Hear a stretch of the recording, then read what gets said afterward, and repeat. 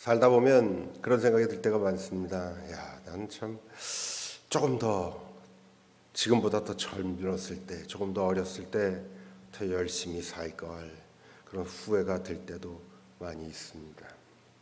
왜냐하면 오늘 나를 이루는 것은 내 과거의 삶이기 때문입니다.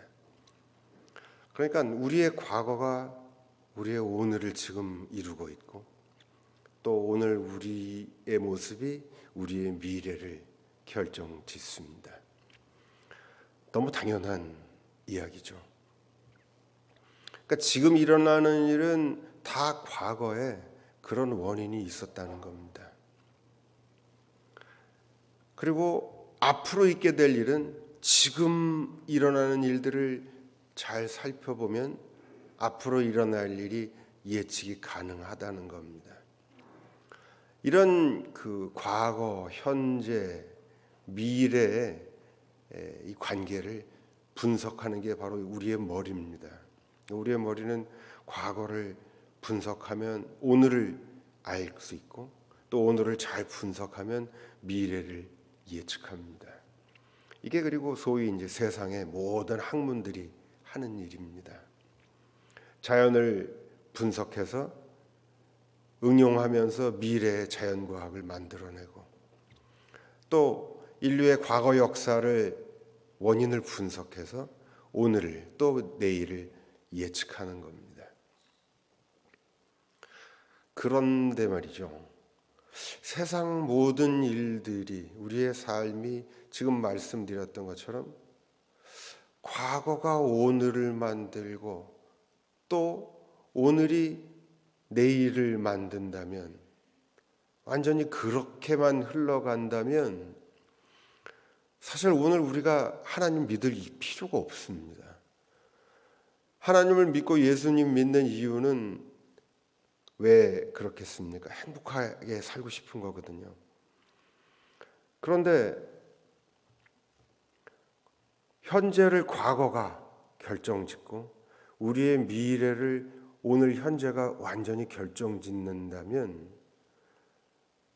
이 시간에 와서 예배드릴 필요 없습니다.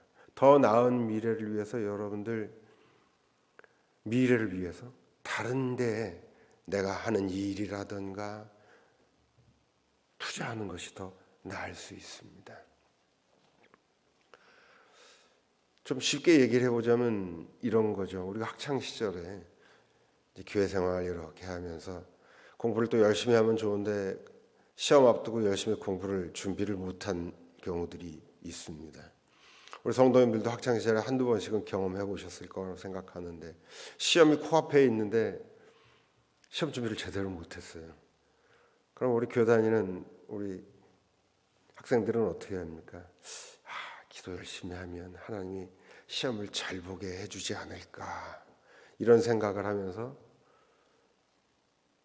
기도를 열심히 해봤던 기억도 있습니다. 저만 그런가요? 여러분들은 그러신 적 없나요? 그래서 우리 성도님들 뵈니까 학창시절에 공부들 다들 열심히 하셨던 것 같은데, 그렇게 기도를 열심히 해서 그러면 시험을 잘 보게 됐는가? 기도 열심히 해서, 그러니까 시험 공부를 열심히 안 한 상태로 기도만 열심히 해서 시험을 잘 봤던 적은 제 경험에 단 한 번도 없습니다. 목사가 기도를 하면 또 공부를 안 해도 좀 시험을 잘 보고 그래야 되는데, 근데 아까 오늘 예배 들어오기 전에 예배 그 교회 사무실에서 권사님 한 분이랑 장로님이랑 이런저런 얘기를 나누다가, 우리 권사님이 이제 자제분이 이번에 대학 입시를 봤는데 말씀하시는 분위기상 그렇게 시험을 잘 본 것 같지는 않은데, 이 권사님이 어떻게 표현을 해야 될까요? 배짱이 너무 좋은 거예요. 아이고, 뭐 시험 뭐 잘 못 봐도 하나님이 알아서 해주시겠죠. 저는 그 얘기를 또 들으면서 오늘 설교도 준비를 하면서도 설교가 또 생각이 났습니다. 우리 기독교인들을 이렇게 간 크게 만드는 게 무언가? 말씀드렸던 것처럼 과거가 현재를 지배하고 우리의 현재가 완전히 우리의 미래를 결정 짓는다면 우리는 사실은 신앙을 할 하나님 믿을 공간이 별로 없습니다. 그 시간에 우리의 미래를, 우리의 현재를 위해서 더 투자하는 게 낫거든요. 그러면 이 과거가 현재를 지배하고 현재가 미래를 지배한다는 이 도식이 틀리지는 않은 것 같은데, 그럼 하나님은 어떻게 역사를 하시는가 생각을 해보게 되는 겁니다. 사실 과거가 현재를 지배하고 현재가 미래를 완전히 지배하는 삶은 우리 강아지나 짐승들을 보면 압니다. 우리가 키우는 가축들은 철저하게 과거에 열심히 잘 먹이면 오늘 튼튼하고 또 오늘이 또 내일 모레를 미래를 만드는 겁니다. 철저하게 과거가 현재를, 현재가 미래를 지배합니다. 우리가 이 어렸을 때부터 신앙생활 할 때 보면은 지금도 그렇습니다만 제가 많이 불렀던 찬송 중에 이런 게 있었어요. 믿음의 조상 아브라함은 7명의 아들이 이런 복음성가가 있었는데 믿음의 조상 아브라함이라고 부릅니다. 근데 가만히 생각해 보면요, 말이 어폐가 있어요. 우리가 구약 성서를 또 우리의 경전으로 받아들입니다만 이스라엘, 수천 년 전 이스라엘의 얘기인데, 민족이라고 하는 것은 뭘 민족이라 그러냐면 과거를 공유한 사람들을 민족이라 그러는 겁니다. 그래서 우리가 한 민족 5,000년이다 그러면은 우리의 과거 5,000년 동안을 공유한 사람들, 이게 한 민족인 겁니다. 이런 각도에서 보면 말이죠, 믿음의 조상 아브라함이라고 얘기하고 우리가 구약에 나오는 이스라엘의 과거 역사를 오늘 우리의 기준으로, 성서의 정경으로 받아들이는 것은 굉장히 희한한 일입니다. 왜? 이스라엘하고 우리는 공유하는 과거가 없어요. 우리 5,000년 역사 속에 단 한순간도 우리는 이스라엘하고 함께 나눈 과거를 1년 1개월 하루도 갖고 있지 않습니다. 유럽만 해도 그래도 유대인들이 많이, 이스라엘 사람들이 많이 살았지만 우리나라 같은 경우는 이스라엘하고 거의 접촉점이 없습니다. 역사적으로. 그런데도 불구하고 우리는 이스라엘을, 또 오랜 이스라엘의 선조였던 아브라함을 우리의 조상으로 보고 있습니다. 믿음의 조상. 과거가 공유하는 공통된 과거가 하나도 없습니다. 땅을 같이 가진 것도 아니고 역사를 같이 가진 것도 아니고 혈연, 지연 아무것도 없습니다. 말씀드렸던 것처럼 과거를 함께 나눠 가질 때 그것은 민족이라고 부르는데 우리는 아무것도 공유하고 있지 않습니다. 그런데 왜 우리는 아브라함을, 이스라엘의 오랜 조상이었던 아브라함을 우리의 조상으로 받아들일까요?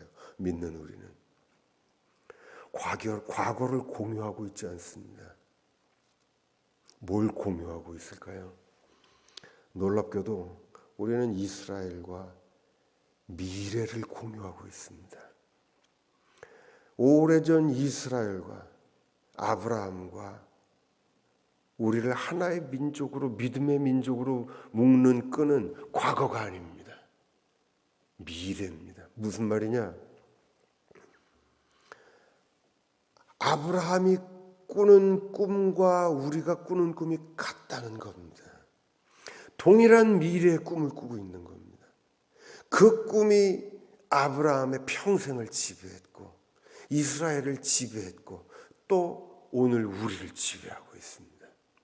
그리고 오래전 나사렛 예수라고 하는 한 청년의 삶을 지배했습니다. 놀랍게도 우리는 과거를 공유해서 하나의 민족이 되는 것이 아니라 미래를, 같은 꿈을 꾸기 때문에 하나의 민족이 되고 아브라함을 우리의 조상으로 받아들이고 있는 것입니다. 말씀드렸던 것처럼 세상 사람들은 과거에 얽매여 삽니다. 과거가 현재를 지배하고 현재가 미래를 지배한다고 생각하죠. 한국에 요새도 많이 쓰는 표현 중에 흙수저라는 표현이 있습니다. 대표적으로 나의 태생이, 내가 어떤 부모를 만났고 나의 과거가 지금 나를 지배한다는 겁니다. 그래서 우리 부모가 돈이 없고 사회적 지위가 낮고 별 볼 일이 없으면 그게 바로 나의 과거죠. 그 과거가 오늘 나를 흙수저로 지배한다는 겁니다. 소위 말하는 운명 같은 겁니다. 그런데 성서를 가만히 들여다보면요, 성서는 처음부터 끝까지 다 인간 세상을 지배하는 이 과거, 이 운명을 성서의 하나님은 다 파괴합니다. 대표적인 것이 무엇입니까? 구약 성서에 나오는 장자를 물먹이는 하나님입니다. 아브라함의 아들 이삭. 그러나 이삭 이전에 이스마엘이 있습니다. 종이 낳았던 이스마엘이지만 그는 당당히 아브라함의 큰아들입니다. 굳이 100살이 돼서 애를 낳게 만들면서까지도 큰아들 이스마엘을 물을 먹이는 겁니다. 그때나 지금이나 장자는 책임도 많지만 가장 든든한 부모의 자산이고 그런 의미에서 권리가 있습니다. 이삭의 아들 야곱과 에서는 또 어떻습니까? 큰아들 에서는 당연한 장자로서 이스라엘의 축복을 한 몸에 받는 존재였습니다. 이것은 운명입니다. 타고날 때부터. 그래서 인간 세상을 지배하는 과거이고 운명이었는데 하나님은 또다시 에서 대신에 야곱을 선택합니다. 야곱의 아들 요셉이 있습니다. 요셉이 큰아들 므낫세와 둘째 아들 에브라임을 데리고 아버지 야곱이 죽는 순간에 축복을 해달라 그럽니다. 그런데 이 야곱은요, 또 오른손으로 므낫세에게 큰아들 므낫세에게 축복하고 왼손으로 차자 에브라임을 축복을 하면 되는데 굳이 또 오른손 왼손을 바꿔서 차자에게 장자의 축복을 줍니다. 그 후에 민족을 이룬 이스라엘은 운명적으로 종살이를 하고 있습니다. 바로라고 하는 신적 질서가 지배하는 이집트의 노예 생활을 합니다. 우리 고등학교 시절에도 노비의 난 이런 게 있습니다만 얼마나 대단한 일입니까? 철통 같은 신분제 사회의 제일 밑바닥에 노비들이 반란을 일으키다니요. 거부할 수는 없는 운명입니다. 그런데 신정사회에서 바로는 신이었습니다. 신이 지배하는 질서 체계 속의 최하층이었던 노예 이스라엘이 탈출합니다. 모든 과거의 운명, 내가 지고 태어난, 그래서 오늘 나를 지배하는 모든 과거의 운명을 성서는 철저히 다, 성서의 하나님은 다 배격합니다. 성서는 무엇을 말하는가? 우리를 지배하는 것은 우리의 과거나 운명이 아니라는 겁니다. 우리를 지배하는 것은 미래를 도우시는 하나님입니다. 그는 우리에게 꿈을 주십니다. 그래서 우리를 얽어매고 있는 과거의 운명의 쇠사슬을 끊고 일어나게 만드십니다. 하나님은 오늘도 우리에게 끊임없이 꿈을 주시는 겁니다. 아까 시험 얘기로 잠깐 다시 돌아와 볼까요? 그렇지. 여기도 대표적으로 딱 걸리는 문제입니다. 내가 과거에 공부를 열심히 안 했는데, 그럼 하나님은 과거에 우리를 얽매이지 않게 하신다니까 하나님의 역사를 열심히 구하면 시험을 잘 볼 수 있지 않을까, 이런 생각을 사실은 발칙하게 하는 겁니다. 그래서 공부를 열심히, 시험 준비를 열심히 안 했지만 시험 전날 또 열심히 기도를 해보는 겁니다. 하지만 유감스럽게 저는 그 기도가 한 번도 성공한 적은 없었습니다. 근데 우리가 착각하지 말아야 될 것은요, 하나님이 분명히 과거가 현재를, 현재가 미래를 지배하는 이 인간 세상의 질서를 이게 전부가 아니라는 겁니다. 그러나 그럼에도 불구하고 세상은 이 질서대로 움직입니다. 이게 조금 더 발전이 되면 이제 어떤 문제가 되냐면, 우리 믿는 자들이 이 자연과 과학기술 문명을 어떻게 받아들여야 될까, 이런 문제랑도 다 있습니다. 왜냐하면 이 세상의 문명은요, 전부 다 원인과 결과의 도식대로 다 그렇게 연구를 하면서 만들어진 거거든요. 그러니까 소위 이제 한국에서, 이제 요새는 그런 분들 별로 안 계시지만, 아주 이 보수적인 교단으로 가면은 이 자연 과학기술 문명 자체를 이제 거부하는 분들도 꽤 있었습니다. 그런데 여러분, 오늘 우리가 신앙생활을 하면서 이 과학기술 문명을 전적으로 거부를 한다면 신앙생활 자체가 불가능합니다. 마이크도 없죠. 예배당도 없죠. 가령 이런 겁니다. 제가 이전에도 한번 말씀드렸던 것 같은데, 교회 안에서 이렇게 있다 보면은 연세 드신 분들이나 뭐 젊은 사람들이나 간증을 이제 할 때가 있습니다. 간증을 이렇게 듣다 보면요, 한편으로는 저게 진짜 하나님의 역사일까, 이런 생각이 들 때가 있습니다. 그 앞에 원인이 분명히 있는데 그래서 생긴 일이겠지 싶은 겁니다. 그러다가 목사인 제가 간증할 기회가 있어서, 이제 우리 목사들도 하나님의 역사를 경험하며 살지 않습니까? 제가 이제 간증을 한다 치면은 어떻겠습니까? 듣는 여러분들도, 목사님, 그 앞에 그런 원인이 있어서 그런 거지, 그게 무슨 하나님의 역사겠어요 하고 받아들이실 분들도 있을 겁니다. 무슨 말인가?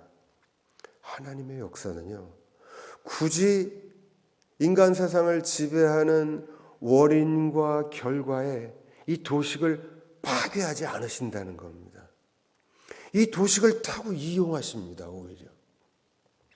그런데 문제는 뭐냐? 그 일에 함께 참여되지 않으면, 한 발 뛴 채로 이렇게 보면 우리한테는 뭐만 보여요? 원인과 결과만 보이는 겁니다.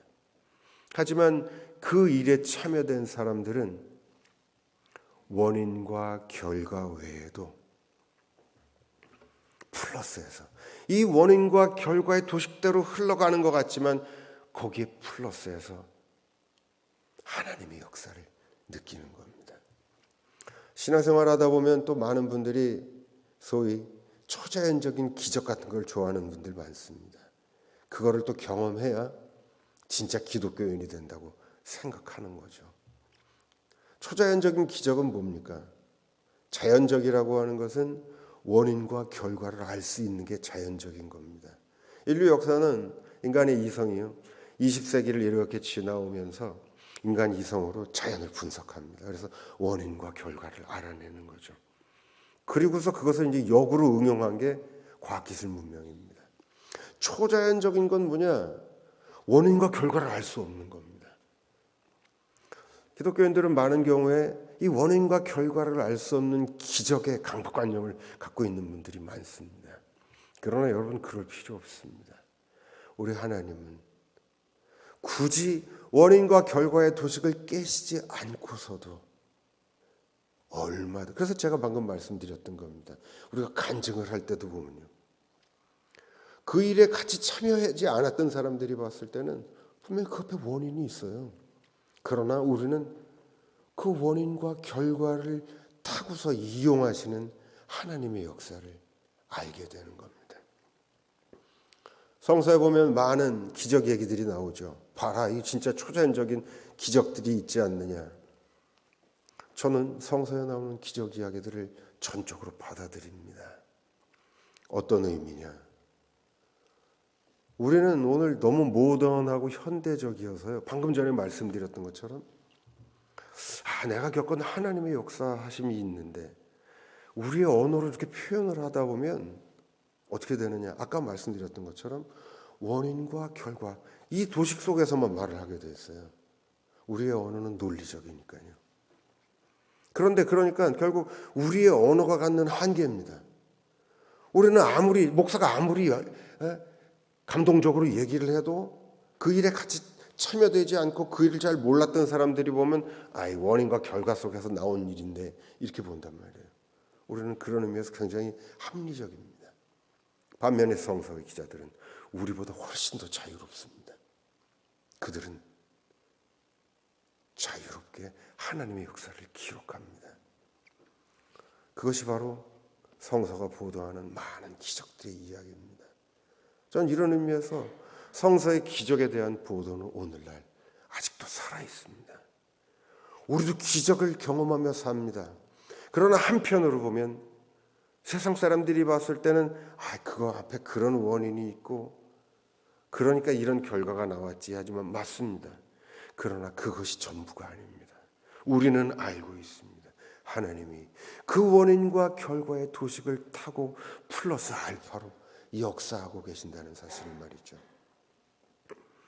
바라기는 우리 권사님 자제분 아까 시험 봤다고 말씀드렸는데 공부 열심히 안 했으면 전국이 잘 안 나오겠죠. 그러나 그것이 전부가 아닙니다. 근데 장로님하고도 얘기했지만 행복은 성적순이 아닙니다. 이번 학기에 올해 시험 봤던 모든 수험생들 공부를 열심히 했건 혹은 성적이 바라는 대로 잘 나오지 않건 그것이 우리 아이들의 일생을 결정짓고 좌우하지 않습니다. 하나님은 거기에 갇히시지 않고 그러나 물론 그것을 이용하시며 역사하시기 때문입니다. 이 사실을 우리는 알고 있습니다. 그래서 세상 사람들하고 셈법이 좀 다른 셈법을 가지고 있습니다. 아주 극단적인 예가 어떤 거냐면은 저도 이제 또 옛날에 목회를 할 때 이렇게 보면은 설교를 하면서 특별히 이제 그 오랜 세월 신앙생활해 오신 중직자분들이 시험에 잘 드는 성경 구절들이 있습니다. 대표적인 게 뭔지 아세요?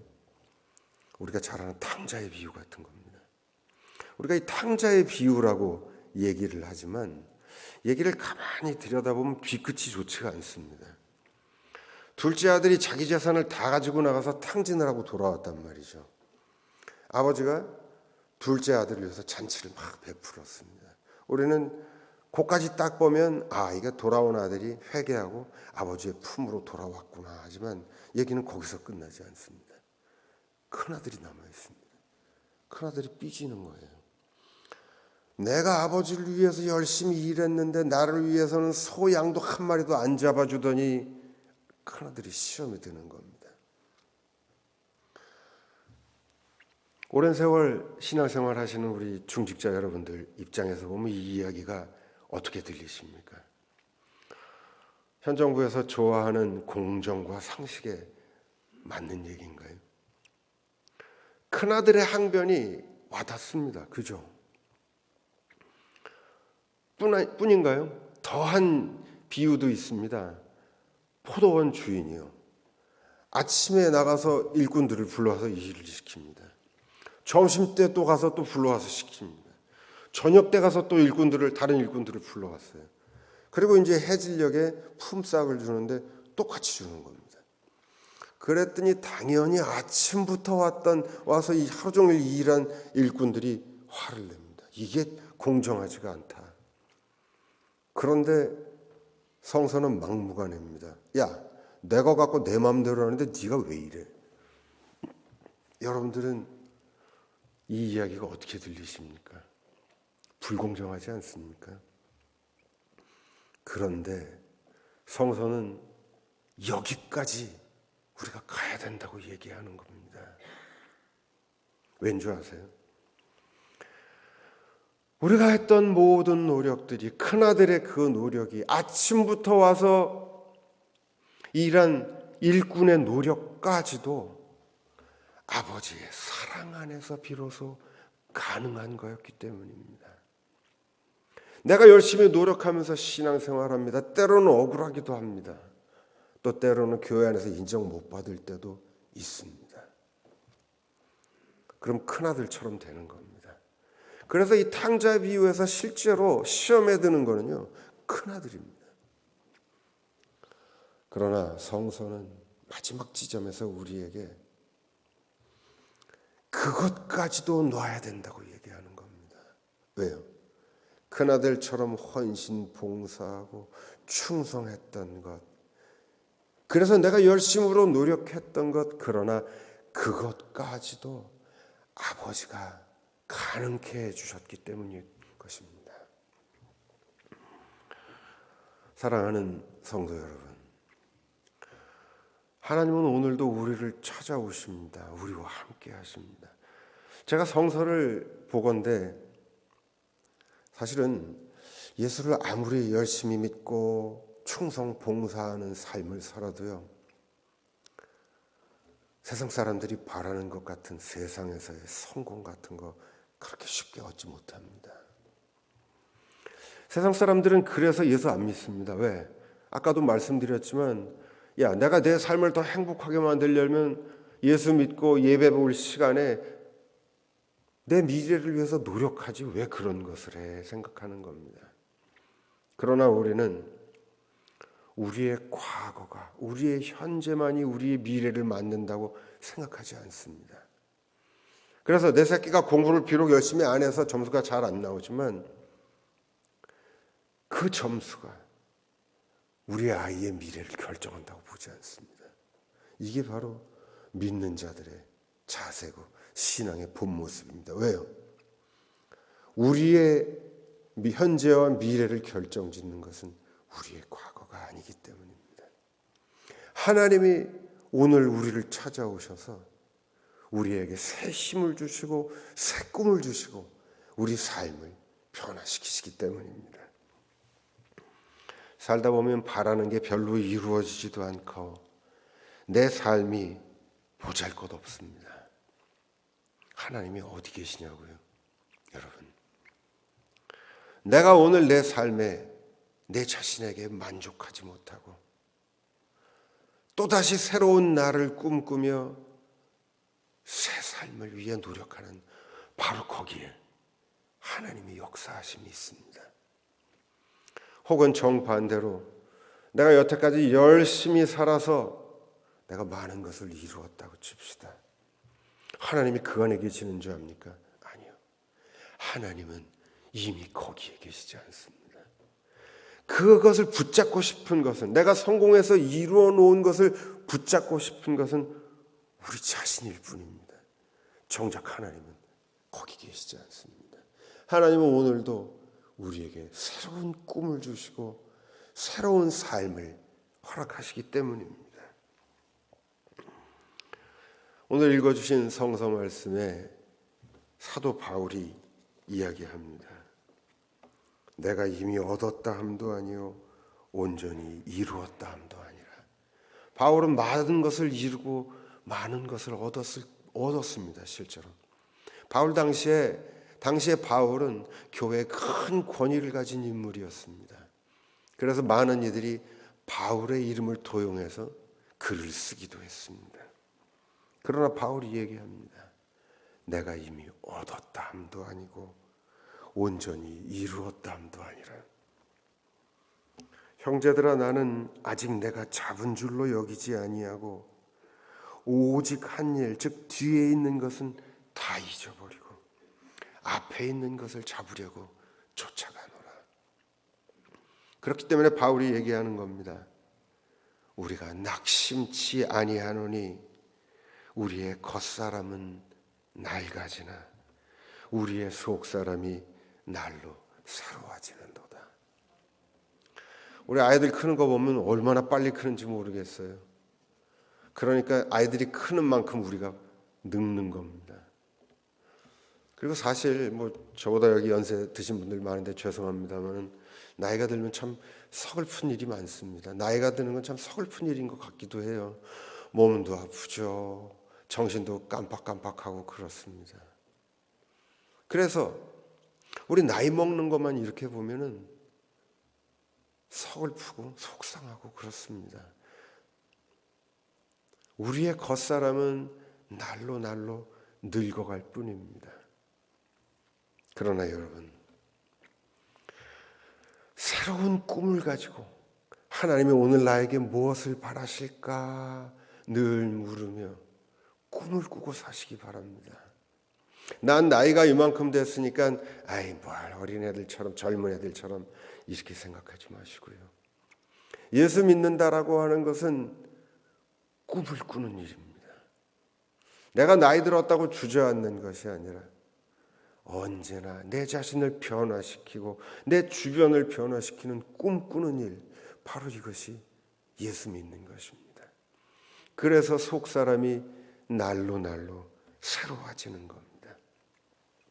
바라기는 우리 원미동 모든 성도님들 날마다 새로운 꿈을 꾸시고 서로 오늘 내가 꾸는 꿈이 잘 이루어지지 않더라도 실망하지 말기 바랍니다. 하나님이 주시는 꿈은 우리가 못 이루더라도 하나님이 결국 이루십니다. 100세 아들을 주시겠다고 약속했죠. 아브라함과 사라는 다 잊어버리고 살았습니다. 그러나 수십 년 전에 주셨던 하나님은 당신의 약속을 잊지 않으시고 100세 결국 이루십니다. 우리가 이루지 못하고 죽어도 하나님은 이루십니다. 올해는 꿈꾸는 자들입니다. 날로 날로 새롭게 살아가는 여러분들 되시기를 주님의 이름으로 축원합니다.